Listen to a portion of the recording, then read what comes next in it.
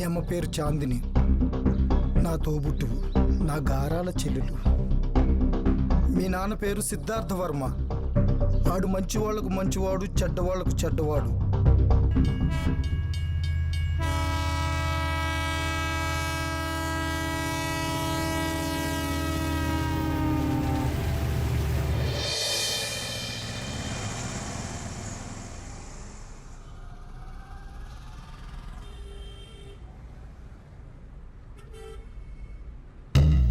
రేయ్, ఆ 2 గులాబ్ జాములు ఇందాకటి నుంచి నన్ను తినేవా అని ముమ్మట పెట్టేస్తున్నారా? తెచ్చేవా, తిని పెట్టేస్తా.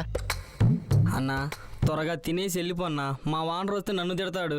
అసలే మిమ్మల్ని షాప్లోకి రానివద్దన్నాడన్నా. బాగా బలిసిందిరా మీకు. అసలు మీ వాడు స్టార్టింగ్ లో ఎలా ఉండేవాడు తెలుసా? ఒక చిన్న కొట్టు పెట్టుకుని జిలేబీలే జాంగిరీలే అని చిరాగ్గా అమ్ముకునేవాడు. అలాంటిది ఈ రోజు ఈ ఊర్లో ఏ కార్యమైనా సరే, ఒక పిల్ల పుట్టినా, పుట్టిన పిల్ల పెద్దదైనా, పెద్దగైన పిల్లకి పెళ్ళైనా, ఆ పిల్లకి మళ్ళీ పిల్ల పుట్టినా, ఆఖరికి ఒక ముసలిది చచ్చినా, కార్యం ఏదైనా ఈ షాప్ నుంచే స్వీట్లు వెళ్తున్నాయంటే కారణం ఏంటో తెలుసారా? నేను ఎండనక వాననక రాత్రనక పగలనక ఈ షాపులో స్వీట్లు తిని తిని తిని ఊరంతా సుబ్బారావు గారి కొట్లో స్వీట్లు చాలా బాగుంటాయని చెప్పడం వల్లేరా ఈ షాప్ ఇంత ఫేమస్ అయింది.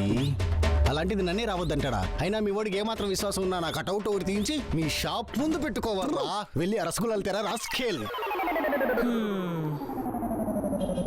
అన్నా నువ్వు ఇవ్వాల్సిన బాకీ చాలా ఉందన్నా. ఈసారి ఇవ్వకపోతే నా జీతం నుంచి కట్ చేస్తాడన్నా. మొన్న ఇచ్చే కదరా అన్నా, అది చాలా పాత బాకీ అన్నా. అయినా శుక్రవారం పూట డబ్బులు వద్దని నీకు ఎంత చెప్పాను? మీ ఓడికి రోజులు చాలా దగ్గర పడ్డాయిరా. సర్లే, నా పొట్ట నింపు కూడా నీ పొట్ట కొట్టం ఎందుకు కానీ ఒక ఐడియా ఇస్తా, ఫాలో. ఏంటన్నా? నీ జీతం ఎంతరా? 6,000 అన్నా. నేను నీకు ఇవ్వాల్సింది ఎంత? 3,000 అన్నా. సర్లే, నువ్వు ఓపెన్ చెయ్యి. నీకు ఈ ఊర్లో బాగా తెలిసిన వాళ్ళ దగ్గరికి వెళ్ళు, వాడి దగ్గర ఒక 3,000 అప్పు చెయ్యి. ఆ డబ్బు తెచ్చి నేను ఇచ్చానని చెప్పి మీ వాడికి ఇచ్చేయి. అప్పుడు నీ జీతం వస్తుంది. 6,000లోంచి సగం తీసుకెళ్ళి వాడికి ఇచ్చేసి, అప్పుడు నా అప్పు తీరుతుంది, నీ జీతం నీకు వస్తుంది కదరా. ఏం చెప్పాడు ఎందుకు?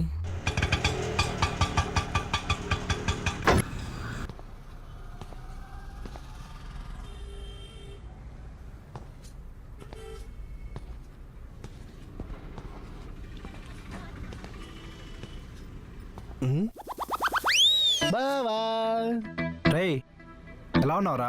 బాగున్నారా? 3-4 స్వీట్ షాప్లు ఉన్నాయిగా. సరే వెళ్దాం పద. బాగా నిగనిగలాడిపోతున్నావురా. సరే, ఈ ఎండేంటి, నీ తిండేంటి, ఎలా ఉన్నావు అసలు? నాకేంట్రా, అలాంటి స్వీట్ షాప్లు 2-3 ఉన్నాయి, హ్యాపీగా బతికేస్తా. ఇంతకు ఎలా ఉంది మా ఊరు ట్రైన్? మధ్యలో చాలాసేపు ఆపినాడు రా. ఫస్ట్ నిద్ర దొబ్బింది, తర్వాత చిరాకు దొబ్బింది. ఏమో, ఎవరు తగలేదా? నేను తగిలించుకోలేదులేరా. నేను టయానికి వచ్చా కాబట్టి రిసీవ్ చేసుకున్నా. నేను రాకముందు స్టేషన్కి వస్తే నువ్వు రిసీవ్ చేసుకున్నట్టు అవుతుంది, అంతేగాని ఇలా ఊరికి వచ్చాక కాదు. ఉంటాను, కానీ ఇప్పుడైనా ఫోన్లు ఎత్తడం నేర్చుకోరా. ఫోన్ చేసావా? అయినా మన ఊర్లో సిగ్నల్స్ ప్రాబ్లం కదా, అందుకే ఫోన్ కలవదులేరా. సిగ్నల్ లేని ఊరికి 150 దొబ్బాడు. ఏంటి 150 దొబ్బాడా? నాకు పూట బిర్యానీ రా. అబ్బా పర్లేదలే, ఇట్ హ్యాపెన్స్ మా.